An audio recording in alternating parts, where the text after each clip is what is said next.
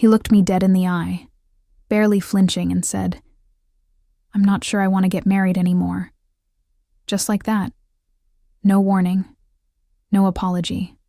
5 years of love, savings, plans, and promise, shattered in one breath over lukewarm coffee at our favorite Sunday cafe. I stared at him, blinking hard, trying to unhear it, trying to convince myself I'd misunderstood. "What did you say?" I asked, my voice too calm for the storm rising in my chest. He didn't repeat it. He didn't need to. My hands shook under the table, hidden in my lap. I had spent years imagining our wedding, saved every extra dollar, said no to trips, brunches, new shoes, all for us. Our dream venue, the band, the dress I hadn't even tried on yet. Gone. All of it. Jake sat there like it was a conversation about grocery lists, like he wasn't pulling the rug out from under my entire reality. "I just don't know if I'm ready," he said. "Things feel heavy lately." Heavy? Lately? I wanted to laugh, or scream, or leave. But I didn't. I stayed frozen in place, staring at the man I thought would be my husband. The same man who called me his forever just last month. The same man who kissed my forehead and said, "We're almost there, babe." And now he wasn't sure. After 5 years, after spreadsheets and sacrifice and conversations about baby names and color palettes, after I rearranged my whole life to fit the vision we created together. And he had the nerve to be unsure now? I stood up, slowly, my coffee untouched, my heart pounding so loud it echoed in my ears. "You're not sure?" I said again, louder, this time. "Because I'm sure. I've been sure." He looked down at his hands. Coward. The silence stretched. He didn't ask me to sit back down. He didn't say, "Let's talk about it." He just let me walk away, 5 years trailing behind me like a veil of dust. That's when everything changed. That's when the version of me who waited, who planned, who built a future with blind trust, died. And something else started to rise in her place. When Jake and I first met, it felt like fate had finally stopped playing games with me. He was warm, thoughtful, a little shy, but in that endearing, trustworthy way. We met through mutual friends at a game night, and by the second date, I was hooked. He talked about forever like it was inevitable. He'd brush the hair from my face and say things like, "You and me were the long game." He made it sound easy, solid, real. I didn't fall fast. I fell certain. We moved in together after a year. It wasn't rushed. It was intentional. We built a rhythm, shared Sunday routines, grocery lists, fights over thermostat settings. The mundane stuff that feels like home when you're building something real. After 2 years, he proposed. It was intimate, no cameras, just us on a foggy beach with his shaking hands and a ring that wasn't flashy but felt perfect. I cried. He cried. We called our families. I remember thinking, this is the beginning of the rest of my life. We agreed to save up for the wedding. No rush, no pressure. We wanted to do it our way. I picked up extra shifts, skipped vacations, cut corners in quiet ways. So did he, at first. Every dollar went into the someday jar. Into the shared future I thought we were both equally investing in. Our Pinterest board became our late-night escape. Color schemes, venues, vows. He'd say things like, "Imagine you walking down the aisle, everyone standing, but I only see you." It sounds like a movie now. Back then, it felt like truth. Friends would ask, "So when's the big day?" And we'd both grin. "Soon," he'd say. "We're getting everything in place." I trusted that. I trusted him. I built my timeline around our wedding. delayed grad school, postponed a career move, said no to a once-in-a-lifetime work offer across the country. Everything waited for that one day we said would change everything. I didn't just believe in us, I bet everything on us. And he let me. He watched me work, dream, stretch myself thin in the name of our future. He let me save, plan, hope, while he secretly harbored doubt. But back then, I didn't know. Back then, I still thought forever meant something to him. Looking back, the signs were there. Not neon warnings, but quiet shifts. Subtle changes in how he touched me, how he looked at me, how he didn't talk about the wedding anymore. But when you're in love, you rewrite reality to protect the story you want to believe in. He stopped asking about venues. I'd show him photos, Pinterest boards, spreadsheets, and he'd nod half-heartedly, distracted. "Looks nice," he'd say, eyes still on his phone. I told myself he was just tired, stressed, overwhelmed. Our wedding jar sat untouched for months. I kept contributing, but he stopped. "I had to pull from it for rent," he explained once. "We'll replenish it soon." I smiled, believed, him, transferred more from my own account. When friends got engaged, I noticed how their eyes lit up when they talked about their partners, how involved they were in planning. Jake stopped bringing it up entirely. Unless I did. And even then, the answers were clipped. Vague, like it bored him. One night, we had dinner with Tori, my best friend. She asked, "So when's the dress shopping?" I laughed. Jake went quiet. Later, he said, "Can you not ambush me with wedding talk in front of people?" I apologized. Like I'd crossed a line I didn't know existed. He started staying late at work. "Deadlines," he said. "Back-to-back meetings." I believed him. Until one night, I checked our shared calendar and saw nothing scheduled. He hadn't updated it in weeks. The transparency we once had began to crack. Physical affection changed too. Fewer touches. Fewer lingering kisses. I reached for his hand and he'd pull away mid-sentence. Sorry, distracted. But distraction became the default. Presence became performance. He grew colder about the future. When I mentioned kids, he said, "Let's not jump ahead." When I mentioned houses, he said, "The market's crazy right now." When I mentioned us, he said nothing at all. But the biggest red flag wasn't what he said. It was what he didn't. He never reassured me. Never said, "I can't wait to marry you." Never looked me in the eye with certainty. And I started to feel like I was carrying the relationship on my back. I chalked it up to pressure. Fear. A phase. I told myself 5 years is a long time. People get cold feet. But I didn't want to admit the truth. He wasn't just nervous. He was retreating. And I was the last to know.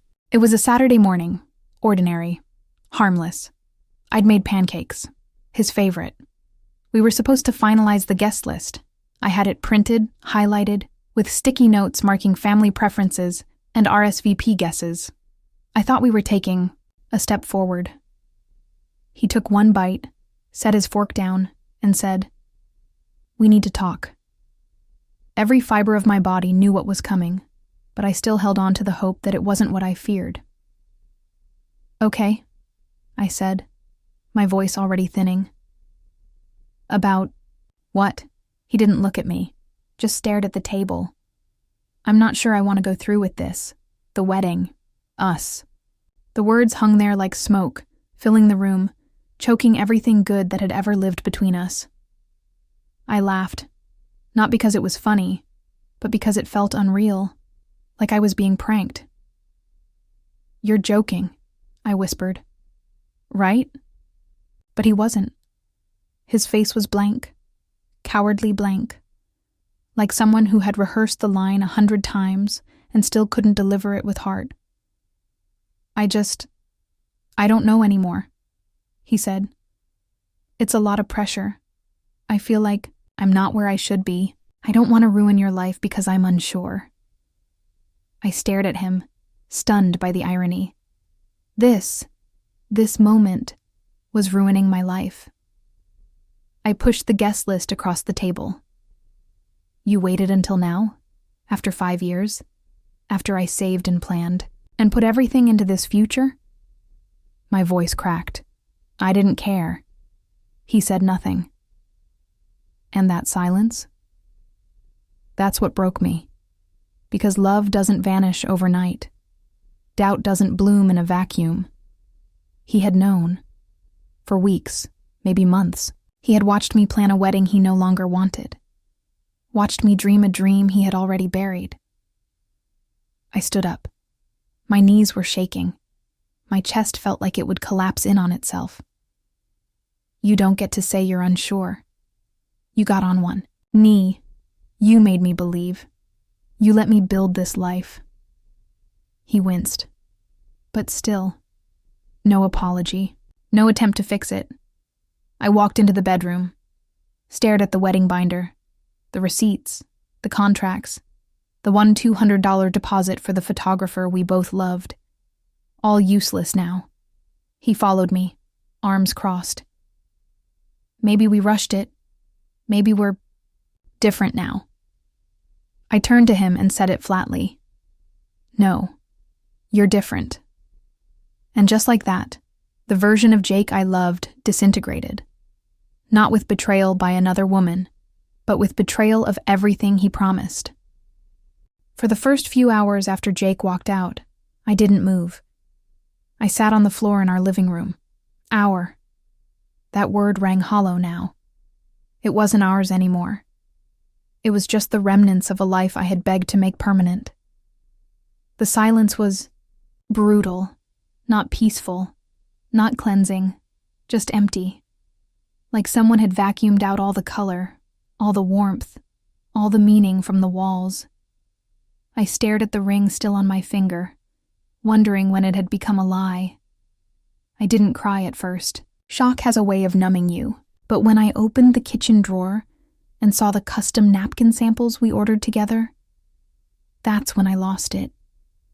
I sank to the floor and sobbed into my palms like grief was clawing its way out of my chest. The texts started coming in. Friends, checking in. Are you okay? Need anything? I ignored them. Because how do you explain to someone that your future just evaporated without warning? That the man you trusted with your forever turned out to be temporary? Tori came over without asking. She let herself in, sat beside me on the floor, and just held my hand. You don't have to say anything, she whispered. You just have to survive this part. And that was the first time I believed I couldn't eat, couldn't sleep. Every corner of the apartment felt haunted. His jacket on the chair, his cologne in the bathroom, his voice in my head saying, "Forever, babe. I promise." I wanted to erase him. But how do you erase someone you built a life with? I opened our shared savings account, the one we were using for the wedding. He had stopped contributing 6 months ago. I hadn't noticed. I was too busy covering the difference, believing in us for the both of us. The money wasn't just money.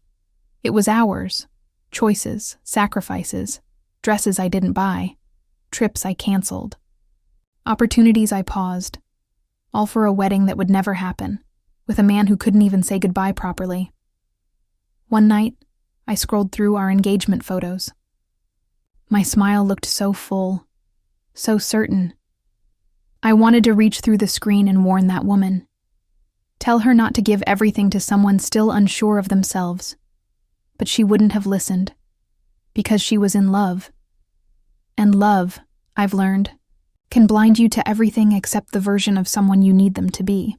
After the tears dried and the apartment stopped echoing with my disbelief, I started needing answers. Not for closure, not anymore, but for clarity, for truth. Because nothing about Jake's exit made sense unless I rewrote the entire story. We'd lived together, I started small. I checked our shared emails, wedding vendors, RSVPs, timelines. That's when I noticed something odd. He hadn't replied to a single vendor in over 4 months. Not one confirmation, not one question. Just silence. I remembered a conversation we had months earlier. I had asked about finalizing the cake order.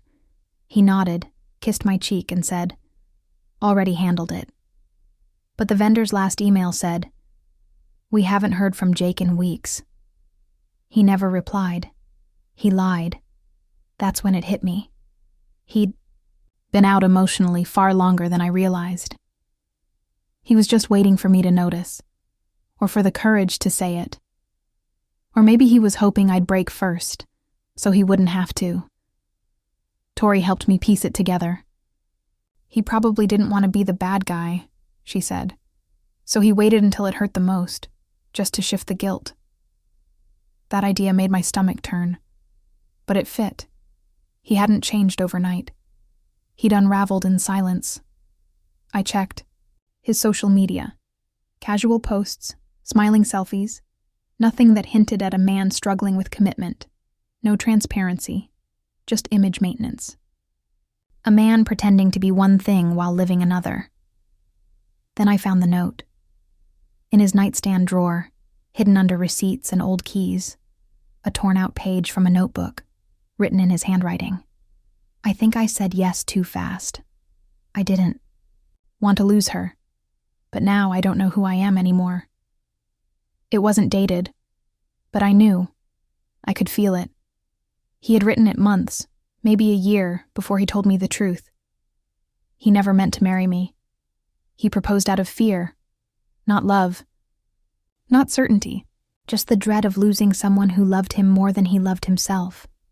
I sat with that truth for hours, because it wasn't just betrayal, it was cowardice, and the slow realization that I had been in a relationship with someone who saw my devotion as a convenience, not a commitment. But I wasn't angry, not anymore. I was done. I didn't key his car. I didn't burn his clothes. I didn't send angry texts at 2 a.m. Because real revenge, the kind that lasts, isn't loud. It's quiet, intentional, clean. I wanted him to remember not my tears, but my absence. I started by draining the wedding account. Every dollar I had poured in, I reclaimed. It was mine now. Mine, and only mine. I used part of it to pay off the credit card I maxed during planning. The rest? I'd decide later. Maybe a trip. Maybe therapy. Then I packed his things. Not out. Of spite. Out of clarity. Every hoodie, every charger, every sock that smelled like compromise went into a box. I left it by the door. Sent him a single message. "Your belongings are ready. I'll be out when you come." He replied an hour later. "I didn't mean to hurt you." I didn't answer. Because hurting me wasn't a misstep. It was a choice. A slow, selfish, calculated betrayal wrapped in months of maybes and not yets. And I wasn't going to let him keep pretending it was accidental. I posted a photo that night. Just me, barefoot in my living room, sipping wine. Captioned, "A fiancé isn't a guarantee, it's a possibility, and I choose peace." I didn't. Tag him. I didn't need to. The silence would say everything. Tori took me out the next night. I wore the red dress Jake once said was too much. I laughed louder than I had in months. We toasted, not to freedom, but to clarity. Because there's a difference, and I finally understood it. The next morning, I mailed back the engagement ring. No note, no drama. Just a small velvet box returned to sender, emptier than the promise it came with. He didn't respond. Not directly. But I saw he changed his profile. Photo. From the two of us. To just him. That said enough. He wanted to erase me quietly. But I'd already made peace with not needing to exist in his version of the story. Because the truth? He didn't break me. He freed me. and I wasn't walking away from love. I was walking back to myself. It's strange how quiet healing can be. There were no fireworks, no dramatic epiphanies, just slow mornings, clean sheets, and the growing realization that my life belonged to me again. And maybe for the first time, truly. I started journaling. Not about him, but about me. About the woman who gave 5 years to a man who couldn't decide, and still managed to walk away with grace. I wrote letters I never sent, burned old plans, made room for new ones. The wedding binder? I shredded it out 1 page at a time, each slice a little more liberating than the last. It didn't hurt. It felt like reclaiming oxygen. Like pulling weeds from a garden and finally seeing sunlight hit the soil. I went to the beach alone, the same one where he proposed. I walked the shoreline barefoot, watched the tide erase my footprints, and let the wind whip away the last trace of him from my skin. I whispered to the waves, "Thank you for showing me. Thank you for not letting me marry a man who only halfway loved me. Thank you for ending something that was already rotting. Thank you for making me brave enough to walk through fire and come out full of light." I started saying yes again. Yes to weekend trips. Yes to art classes. Yes to dinners with friends who missed me. Yes to myself. And for once, yes didn't feel like sacrifice. It felt like home. I kept the money from the wedding fund. Every cent. I renamed the account Future Joy. Because maybe one day there will be another love. Or maybe not. Either way, it will be mine to choose freely. Not from fear, but from certainty. Sometimes people ask if I miss him. I don't. Not really. I miss the idea, the life I thought we were building, but not the man who watched me build alone while he tiptoed backwards. I still believe in love, but now I believe in me more. Because yes, my fiancé said he wasn't sure anymore, but I was, and I always will be.